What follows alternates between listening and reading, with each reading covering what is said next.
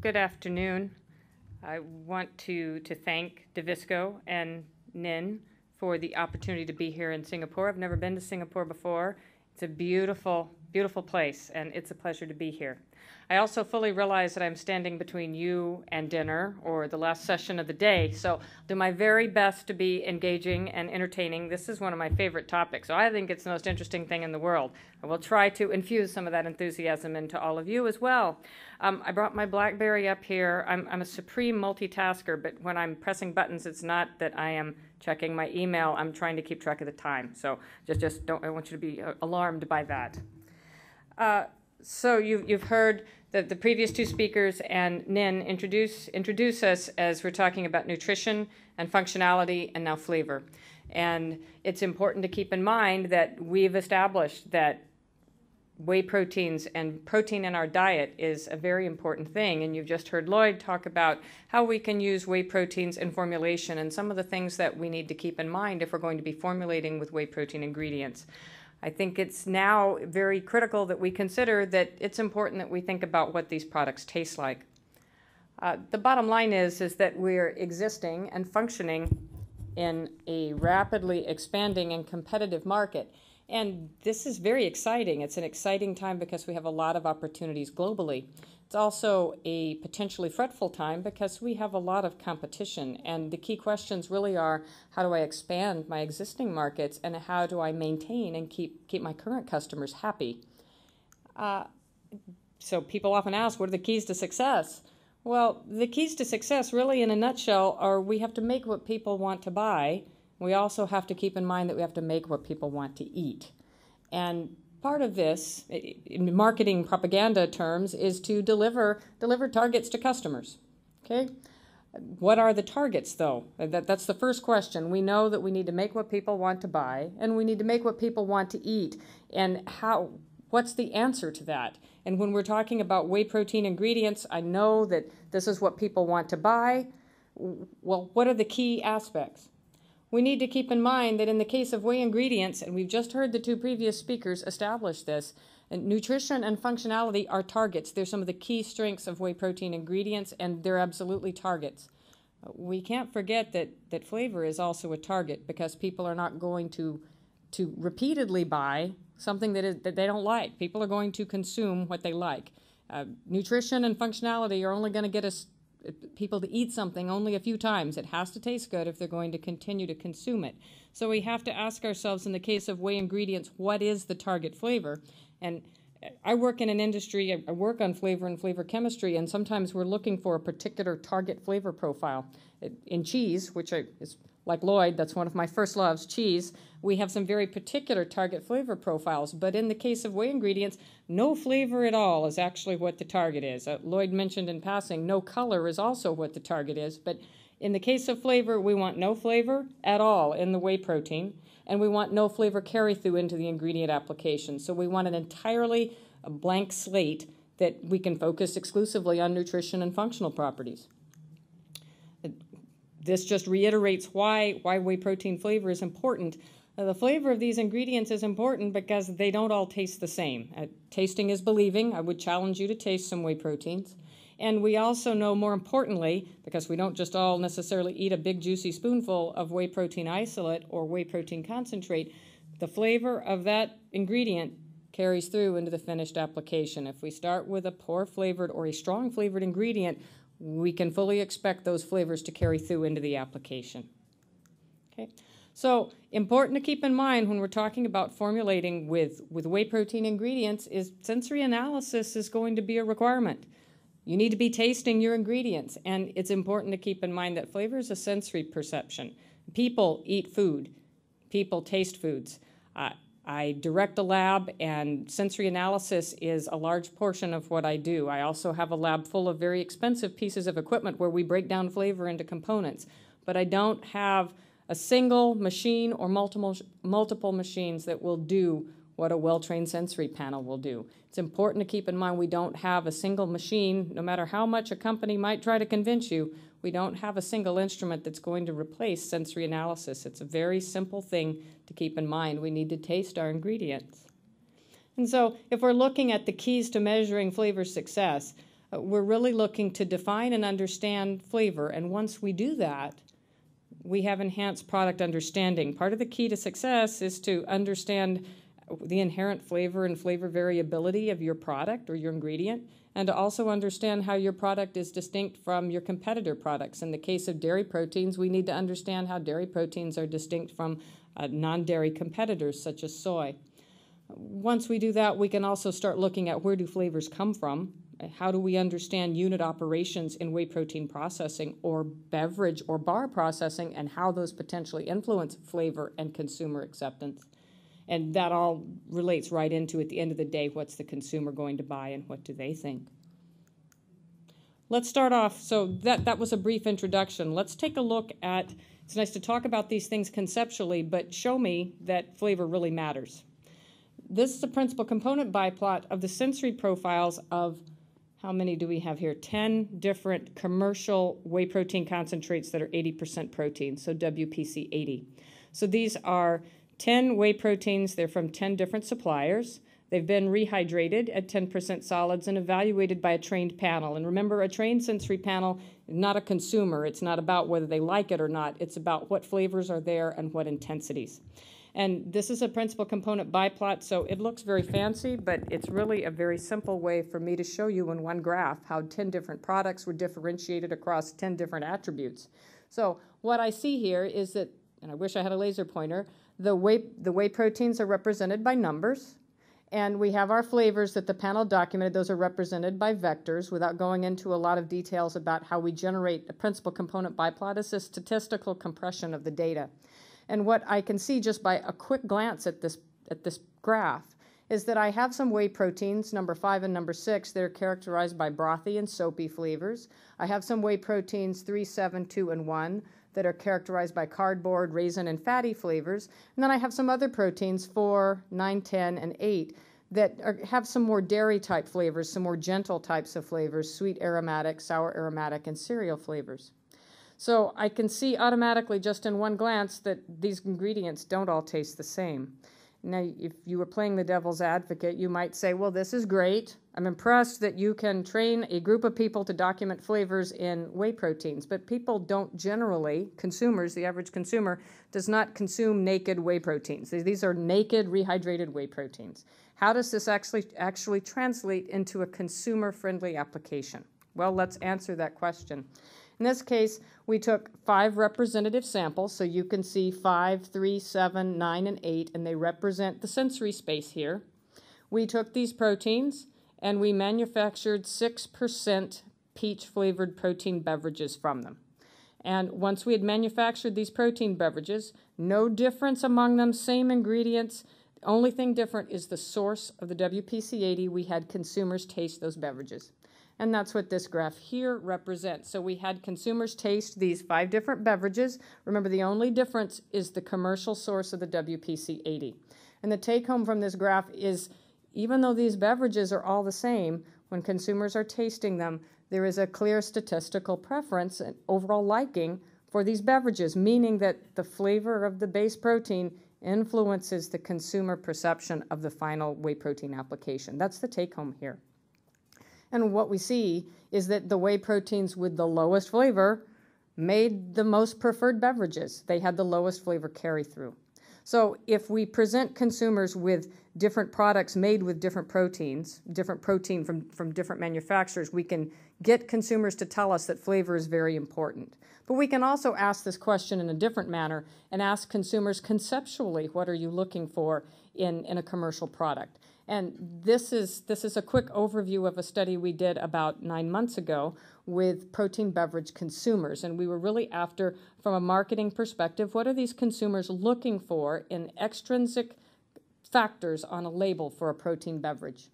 And in this case, we ran a conjoint analysis survey. This is a type of trade-off analysis where you can conduct a survey, and by presenting consumers with different combinations of attributes, you can determine what are the attributes that are actually driving purchase intent. It's a market research technique. And for the people that participated in these surveys, they were self-reported consumers of a minimum of 1 protein beverage a week. And After we collected this conjoint analysis survey, we also asked a series of questions called Kano analysis questions, and this is simply another market research technique that allows us to determine what's actually driving satisfaction, what attributes are deal breakers, and what attributes really don't have any role. It's okay if they're there, but it doesn't have any real impact on purchase intent. And I'm going to drive you through just a brief overview. So keeping in mind all of these studies I'm presenting are just brief vignettes of a very large study. And if you had some additional questions, I'd be happy to dig into them after the presentation. If we look at the data that we collected in the survey and just ask the general question from just a labeling, positioning perspective, what are consumers really looking for in their ideal product if you ask them to build it? They would say, surprisingly, to me, because we'd done a similar study 5 years ago, these are U.S. consumers. Surprisingly, but great news for all of us, is that whey protein is by far and large the preferred protein source. This was not the case 5 years ago with the U.S. consumer. You would have seen no clear differentiation in protein source. Now we statistically have very clear differentiation that whey protein followed by milk protein, soy protein a distant third in terms of what consumers ideally want in their beverage.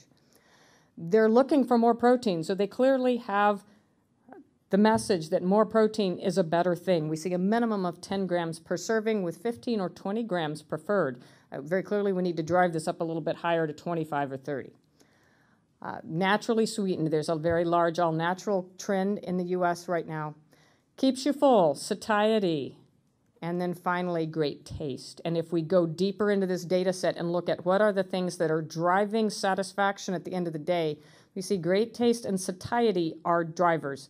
So we ask people conceptually what they want, they're going to say great taste and flavor and satiety. And if we ask people in a different format where we present people with things to taste, they're also going to tell us that flavor matters. It's very important.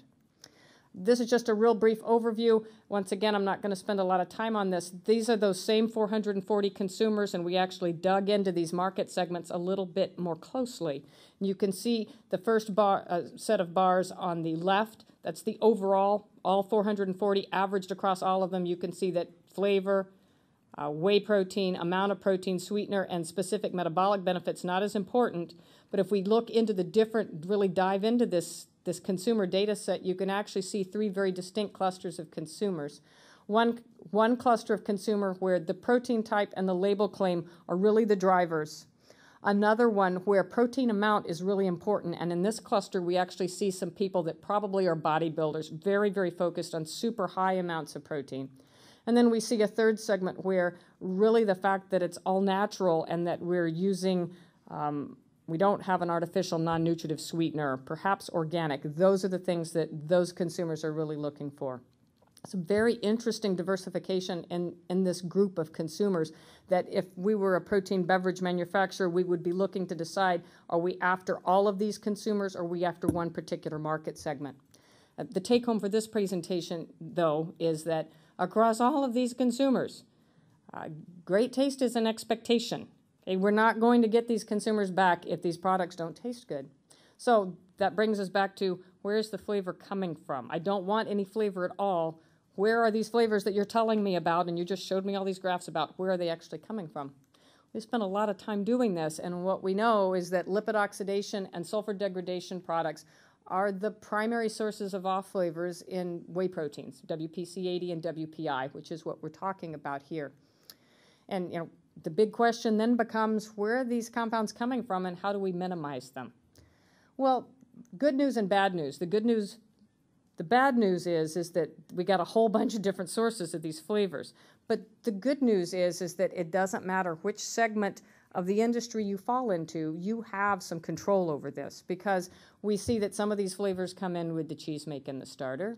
Some of these flavors come in with ingredient processing. So if you were a processor manufacturing WPC80 and WPI, you have a lot of control. We actually also see that some of these flavors are coming in with end user unit operations, beverages and bars. So if you are an end user, you also have some control. That's the great news.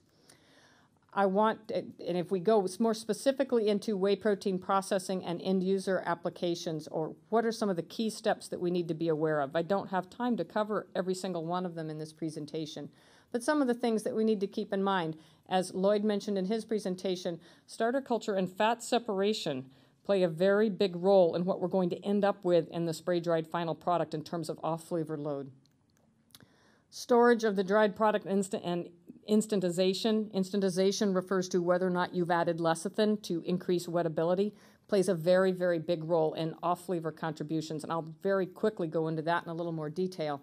We also know that storage of fluid product during processing, bleaching, one of my favorite topics because we've spent a lot of time doing it, plays a huge role in off-flavors. And we also know that solids and pH at spray drying play a very critical role. But for the last part of my presentation, let's dive into a little bit of storage of the dried product and instantization, because if you are an end user, this is where you have a lot of control in terms of ingredient selection.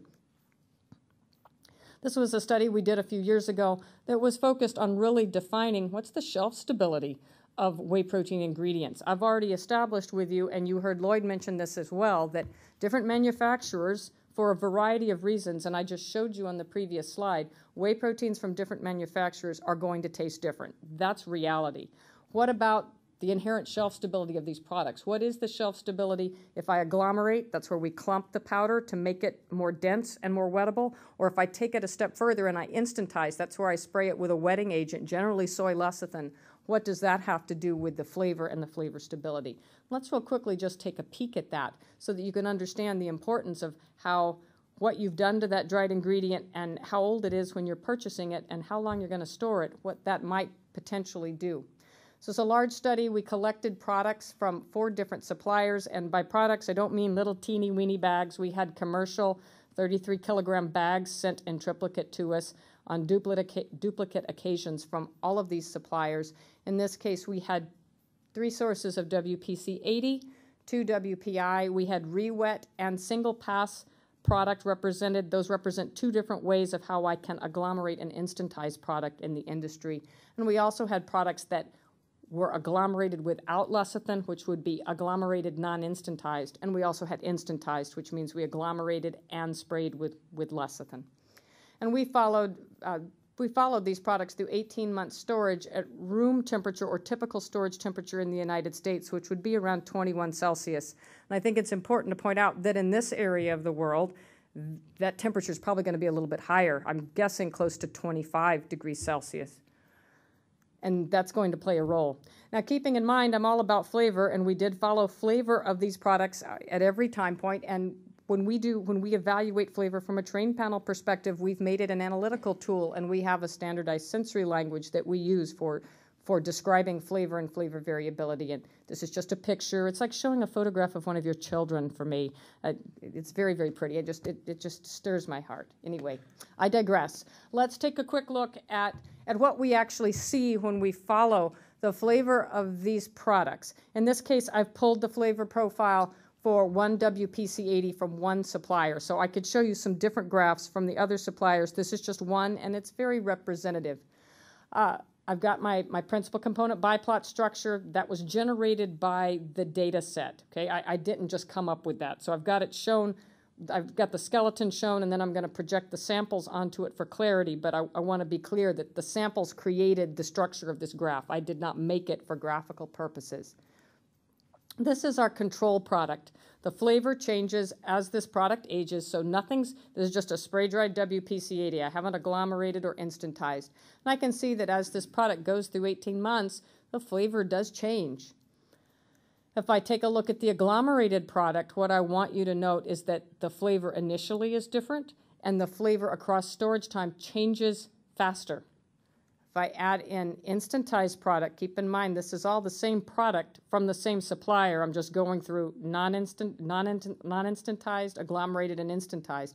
I can see the instantized product, the presence of that lecithin changes the flavor profile initially, and it also ages very differently.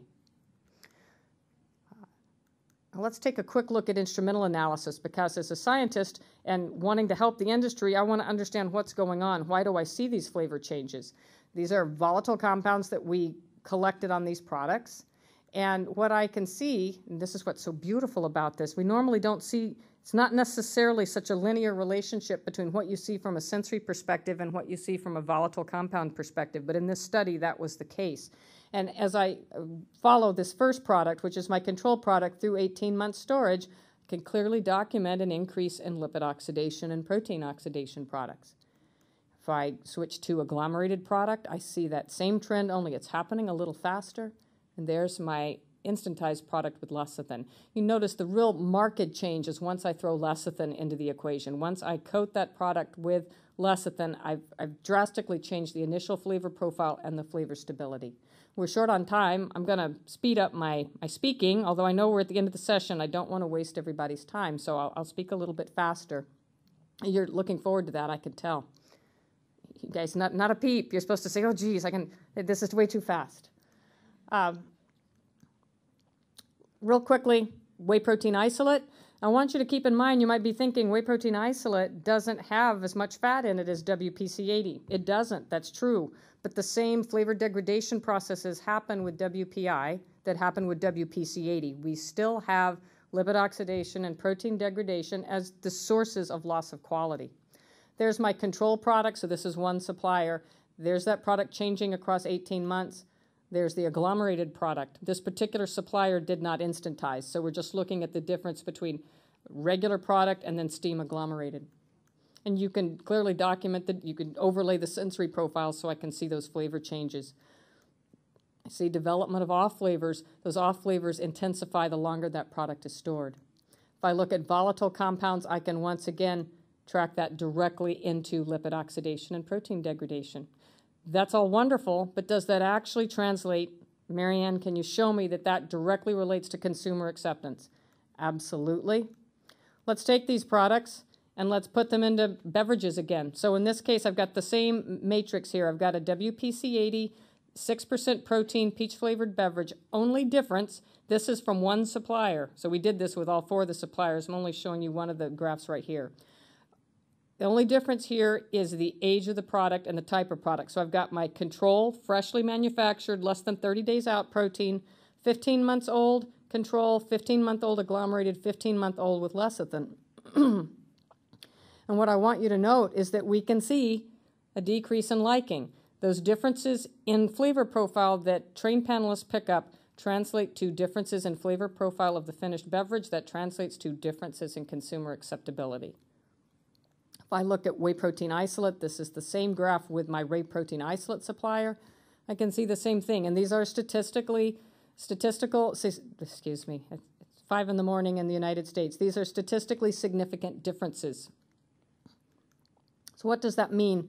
It means that all whey proteins don't taste the same. Processing steps influence flavor. Those flavor changes happen with storage. It's more rapid with agglomerated and instantized proteins, and those influence consumer acceptability of the application. Important to keep in mind then, the take-homes here are that the optimum shelf life, and this is not necessarily a popular statement, a conservative optimum shelf life for non-agglomerated WPC80 or WPI is about 12 to 15 months. If I'm instantizing or agglomerating, you can shave off another 3 to 6 months off of that product. This is at 21 degrees Celsius. If I'm going to be storing at a higher temperature, for instance, here, where I'm guessing we're going to be closer to 25 C, unless you're really pumping a lot of AC into your storage room, that shelf life is going to be even shorter. You need to be aware of that. The flavor changes are going to influence your final application. One more note, this is just 2 more slides. End user, we just talked about just storage of the raw ingredient. What about the unit operations that end users take? Unit operations would be additional heat treatment or acidification if you're making a clear acidified beverage. Important to keep in mind that those steps are going to generate flavor contributions, either from degradation of the sulfhydryl groups in beta-lactoglobulin and alpha-lactalbumin, meaning you're going to generate a lot of sulfur-containing compounds, those contribute flavor, or the process of heating or acidification are going to result in some denaturing and unfolding of some of these proteins, and during that process you will release lipid oxidation compounds that have been bound by the protein in its native state. And as you release those compounds, they're going to become more available for off-flavor and sensory perception. And this is a study that we just recently completed looking at how these unit operations in beverage processing influence flavor. And this is just a graph, a simple table of those results. whether you're acidifying, heating, or doing a combination, you're going to see differences in the flavor chemistry and differences in the flavor of those products, meaning that it becomes very, very important that the ingredient that you start with have a very low flavor profile and a very low lipid oxidation and sulfur oxidation load in it, because these unit operations that you are using as an end product user are going to influence flavor. So, last business slide. Flavor of dried ingredients matters. And every one of these steps, from the time we receive fluid milk to the time a finished product comes out the line, whether it's a bar or a beverage or a cereal product that's been protein fortified, are all going to influence. And regardless of where you are in that chain of events, you have some control over the ingredients that you choose and what you do to them. And careful selection of those ingredients and optimization of processing parameters can be applied to minimize those flavor contributions and maximize quality.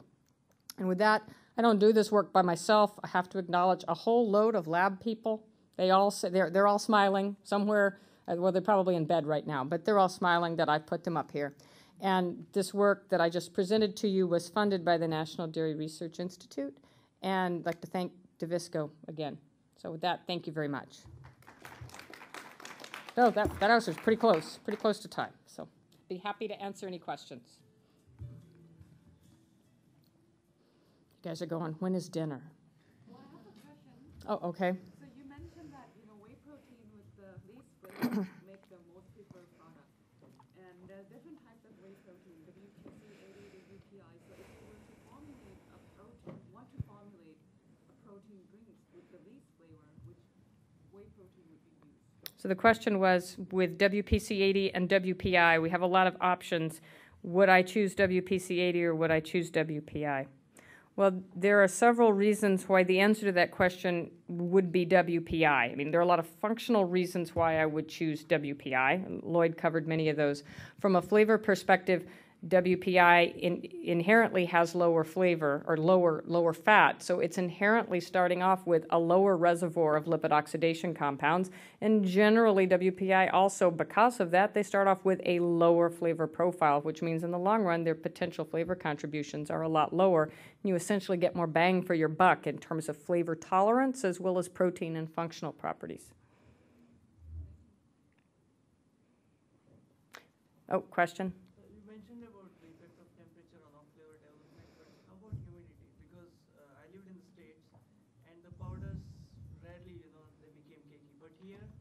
Even if you store them in a glass bottle, they become cakey within like a month or so. Have you looked at that? At the role of relative humidity?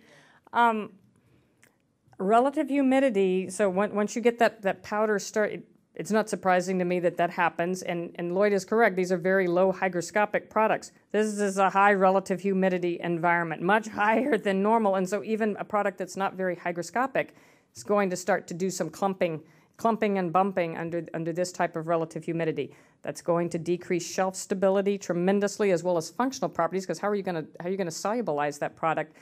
I would also, based on some work we've done with milk powder several years ago, I would also think that once you start getting some clumping and you've got some water bound in there, you're probably going to start introducing Maillard reactions and a whole nother cascade of unpleasant off-flavor issues as well. That was a good question. Thank you all for your attention.